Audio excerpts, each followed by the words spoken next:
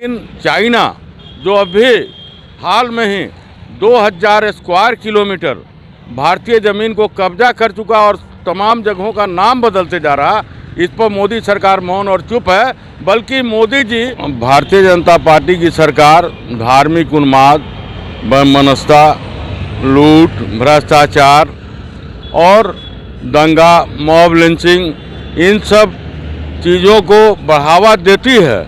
China निरंतर हमारे भारत के भूमि को कब्जाते जा रहा है। अभी हाल में खबर आई है कि 2000 स्क्वायर किलोमीटर चाइना जो है भारतीय ज़मीन का कब्जा कर चुका और उनके नामों को बदलते जा रहा है। धार्मिक उन्माद तो देश में पैदा करता है, दंगा प्रायोजित कराता है और धर्म विभेद का षड्यंत्र करता है, मॉब लिंचिंग को बढ़ावा देता है। लेकिन देश का जो कब्जा होते जा रहा भूमि, उस पर यह सरकार कतई गंभीर नहीं है। जो बस मोदी जी बयान वीर का काम करते हैं, इसके अतिरिक्त कुछ भी नहीं है।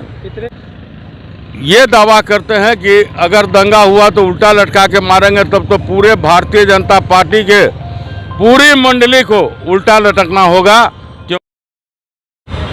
सर, मोदी जी भारत को विश्व गुरु बनाना चाहते हैं, भारत को मजबूत करना चाहते हैं, लेकिन एक तरफ चाइना है जो कि बार बार इंडिया पे हमले करता है, इंडिया का ज़मीन कब्जा कर लेता है। हाल ही में खबर आया है कि 2000 स्क्वायर मीटर इंडिया का कब्जा कर लिया और नाम बदलते जा रहा है। सर, इसको किस तरीके से आप देखते हैं? सर, मोदी सरकार जो है, भारतीय जनता पार्टी की सरकार जो है, वो देश में देशभक्ति का प्रमाण पत्र बांटने निरंतर निकलती है और दूसरी ओर भारतीय जनता पार्टी की सरकार धार्मिक उन्माद, वैमनस्यता, लूट, भ्रष्टाचार और दंगा, मॉब लिंचिंग, इन सब चीज़ों को बढ़ावा देती है।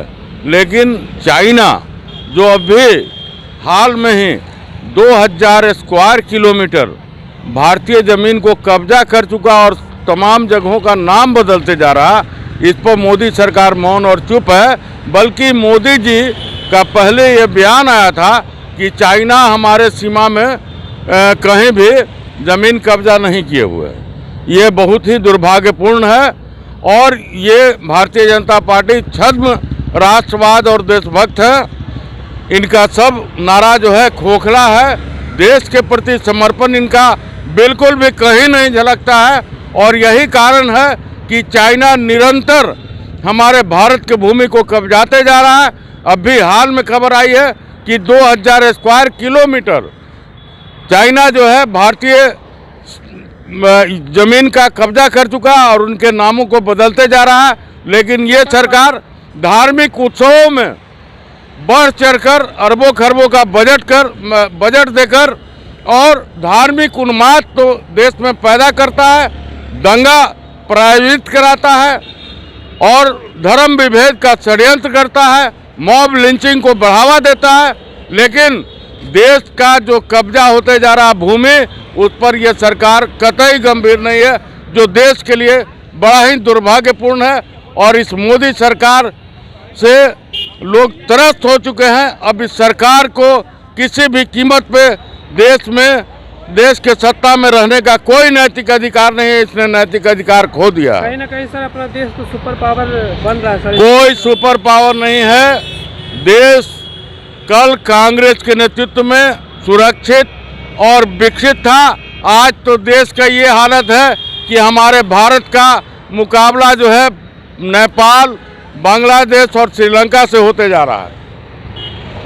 तो क्या लग रहा है सर कि मोदी जी की जो ये नीतियाँ चल रही हैं, इतने सारे जो बस मोदी जी बयान वीर का काम करते हैं, इसके अतिरिक्त कुछ भी नहीं है। इतने जो हथियार ला रहे हैं कोई हथियार, ये सब दिखावा है। भारतीय भूमि को चाइना लगातार कब्जा करते जा रहा है। अभी खबर आया है कि 2000 स्क्वायर किलोमीटर में भारतीय भूमि को चाइना ने कब्जा कर लिया है और नाम बहुत तेजी के साथ बदलते जा रहा है। सर, एक सवाल और मेरा है कि सर, अमित शाह ने रैली किया, उसके पहले रामनवमी हुआ, इस तरीके का जो घटना हुई बिहार में, उसके बाद वो अपने ही लोगों को कह रहे हैं कि मतलब उसको इस नज़रिए से लोग कह रहे हैं कि एक तरफ के ही लोगों को वो कह रहे हैं कि लटका के मारेंगे अगर हमको 40 के 40 सीट दे देते हैं। देखिए, ऐसा है ना कि भारतीय जनता पार्टी के लोग, नेता जुमलेबाजी में देश में अव्वल हैं, बयानवीर हैं। मैं पहले ही कह चुका, ये तो जो पहली चुनाव जीते थे 2014 में, उसी में इन्होंने कहा था कि हर व्यक्ति के खाते में 15 लाख, 2 करोड़ नौकरी प्रत्येक वर्ष। और इनके बाद में जैसी सत्ता आया तो इन्होंने कहा कि वो जुमला था। ये जुमलेबाजी में अव्वल हैं और जुमला का प्रयोग ये निरंतर करते हैं। अगर ये दावा करते हैं कि अगर दंगा हुआ तो उल्टा लटका के मारेंगे, तब तो पूरे भारतीय जनता पार्टी के पूरी मंडली को उल्टा लटकना होगा, क्योंकि 2014 के पहले होता था, एक जगह रहते हैं लोग तो लड़ते फिरते हैं, लेकिन निरंतर धार्मिक उत्सवों को इतना आक्रामक तेवर देना और एक बड़ा फंडिंग भारतीय जनता पार्टी के द्वारा होता है और षड्यंत्र भी वहीं से होता है दंगा का। और चूँकि धर्म विभेद करके, हिंदू मुसलमान का राजनीति करके ये देश के सत्ता में काबिज रहना चाहते हैं। देश जो है कंगालीपन के कगार पर पहुंच चुका है। देश का आज मुकाबला नेपाल, बांग्लादेश, श्रीलंका से होने जा रहा है, हो रहा है। बल्कि इंडेक्स ये भी आ रहा है कि हम बांग्लादेश से भी पीछे हो सकते हैं। तो ये बड़ा ही देश के लिए दुर्भाग्यपूर्ण है। गुजरात मॉडल बदलाना चाह रहे हैं। गुजरात मॉडल क्या भैया, वो पूरा देश देख चुका, अब कोई मॉडल नहीं देखना है। ये सब मॉडल खोखलेबाजी है। देश को सुख शांति समृद्धि चाहिए, देश को विकास चाहिए। वो भारतीय जनता पार्टी के नेतृत्व में संभव नहीं, वो कांग्रेस पार्टी के ही नेतृत्व में और श्री राहुल गांधी जी के नेतृत्व में संभव है। मैं इस बात का तस्दीक करता हूं। रैली में उन्होंने कहा था, अमित शाह ने, कि हम पहले से जनता तय कर चुकी है कि अब की बार फिर से मोदी सरकार, उन्होंने अल्टीमेट। बिल्कुल, ये उनका मुंगेरी लाल का हसीन सपना है। बीजेपी की सत्ता वापसी नहीं होने जा रही है। जनता ने इनको रिजेक्ट कर दिया है। जनता इनके खोखले नारों को, इनके जुमलों को, इनके आश्वासनों को, इनके भाषणों को जनता पूरी तरह से समझ चुकी है, जान चुकी है।